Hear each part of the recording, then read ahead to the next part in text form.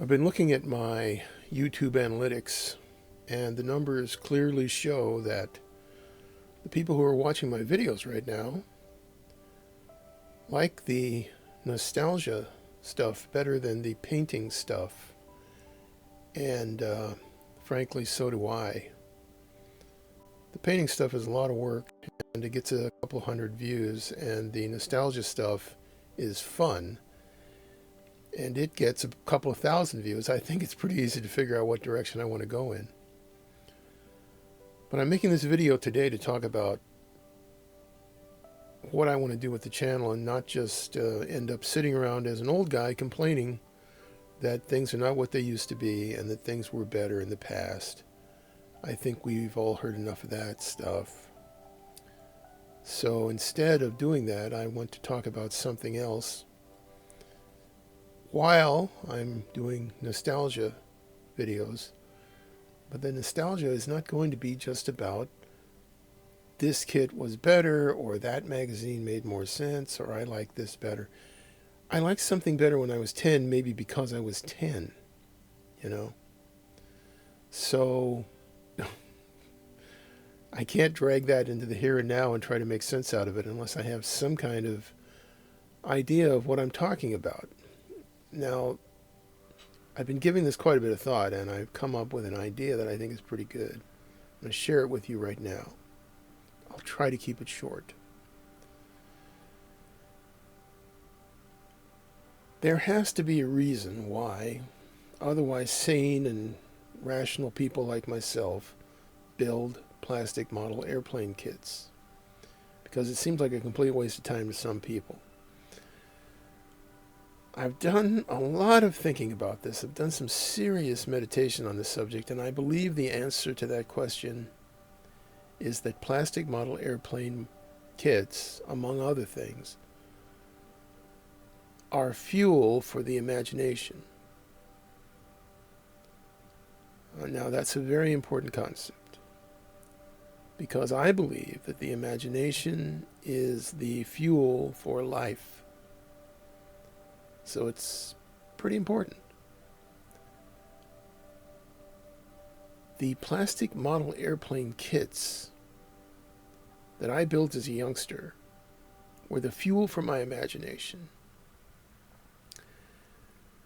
And I built, say, an F-16, and then years later, after that had fueled my imagination, I made certain decisions so that I ended up sitting in the back seat of an F-16, flying over Edwards Air Force Base, doing a test mission for the then brand new Navstar system that we now call GPS. The airplane had a gadget on the back of it that was kind of like it looked kind of like a disco ball. And anyway, I think it was called that actually at the time. And I also wore an onion on my belt. Okay, we don't want to hear about that. The point is that in the past, plastic model airplane kits specifically did a lot better job of fueling the imagination than they do now. I'll explain, at least in part, why this is happening. It's not just the plastic model airplane kits, by the way, that are starving our imaginations. Hollywood movies, books, magazines, TV shows, video games, they're all starving our imaginations. And there's one reason for that. They're starving our imaginations because they lack truth. When you take truth out of something historical or mythical or legendary, you take the truth out of it, you may think that no one will ever know, but your imagination can't get any nourishment out of it. It has to have truth in it, or it's empty. And your imagination can be consuming all of these consumer quality entertainment things and your imagination will starve to death because there's no truth in it. Let's take an example from my video on the Spitfire, which was a lot of fun. And I talked about the Pirates of the Caribbean and what a great impact that had on me when I was a 10-year-old kid, when that ride opened up in Disneyland. But since then, a couple of times, at least twice, Disney has taken that ride and shut it down. And they've tried to make it nicer. And they've tried to make it more kid-friendly, I guess. And what they ended up doing in both cases where they redid the ride, they've cut the truth out of it. Now, they're not aware that this is a problem because they don't understand the dynamic, the relationship between that Disneyland experience and imaginations. The imagination jolt that you got in that ride in 1967 at Disneyland is not there now, at least not as much as it used to be.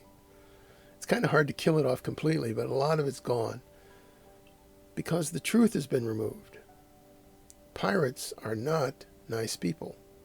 They're the bad guys. And when you take that element out of it, you may not think anybody's going to notice, but like I said, your imagination will definitely know because it's not getting any nourishment. And if your imagination doesn't get any nourishment, then your life doesn't get any nourishment from your imagination. That's simple, right? Just to beat this dead horse a little bit more, I've got a lot of energy. I've just had some coffee. I don't drink much coffee these days, but I've just had some coffee and I'm ready to beat on that dead horse. Let's talk about the Pirates of the Caribbean movie. Not the whole series, but the first Pirates of the Caribbean movie. That movie was as dead as that dead horse that I'm beating. Oh. The dead just pile up. That movie had no life in it, no truth in it. It was colorful. It was full of pretty people doing amazing things. It had a wonderful bunch of music and special effects, but it was absolutely, positively dead. There is some irony, of course, in the movie there were zombies. It was a zombie movie, okay? More and more movies are being made in Hollywood, especially by Disney. I don't know why. I guess it's political, but I don't want to get into it. But I'm going to tell you right now that it's scary, okay? They are cutting the truth out of everything historical. And I think they have the best of intentions. Believe that if they can just bury the truth, bury the past, that everyone will wake up as if from a dream and say, what happened? I'm sure that we'll all be nice to each other now. But that's not going to happen because the more they've tried to slam that cork into the bottle and just tie it down and wire it down, the more, stuff like gangster rap comes along and then reminds us that you just can't kill the truth. You can't bury it. That's always going to be there. All of that pirate stuff is always going to be there. And no matter how much you attempt to replace the pirates with Barney and Friends, there's always going to be an element of that in human nature that desperately needs some of that good old-fashioned, politically incorrect historical truth. Because without that, your imagination has nothing to go on. As this channel develops, I'm going to be talking about things from the past, not just with the idea that they were better then. I'm not sure why. I know why they were better then. They were better then because they had an element of truth in them. kit from 1960 still smelled a little bit like gunpowder from the war. Model kit from 2025 from the brand new shiny industrial complex in Revell, Germany, or some other place, where it's been molded in, probably in Poland, or who knows. Anyway, a shiny new kit brought out now there's no relationship between that kit and the war. Even though it was a warplane and it was used to fight in that war, the truth of it has been excised. And it's not just about removing certain insignia from the tail. Everything has been changed. The truth is missing in action. A lot of stuff that should be there has been deleted. And when you take that stuff out, you don't leave any food or fuel for the imagination. Without that, the imagination just withers away. Now, that's what I'm going to be talking about on this channel. That's going to be the theme of my so-called nostalgia. It's not just going to be about how we really enjoyed things back then and, gee, it's too bad we're old people now. It's going to be talking about a very, very real thing that genuinely worries me. This fact that the imaginations are being starved. We need something wholesome and yet at the same time slightly dangerous, as long as it's true. We need the truth. That's why we're so obsessed with accuracy in our models. We need those elements of truth because on some level that we barely understand, we know that our imagination cannot survive on a diet of falsehood. Okay, so look forward to future videos where I have a ton of nostalgia stuff I want to share with you. But it's also going to be stuff that's going to trigger imagination. That's the key. And hopefully if I keep showing stuff and saying, you see this, see that. If I keep showing how things used to trigger, how things used to nurture imagination, maybe somebody nowadays will start to get it.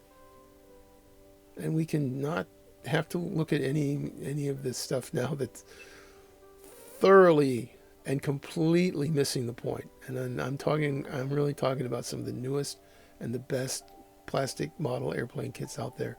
They have become sadly lacking in the truth department. Okay. All right, do all the stuff you do here. Please, give it this and that and click on some of these things and thems and those. And I'll see you next time. Yeah.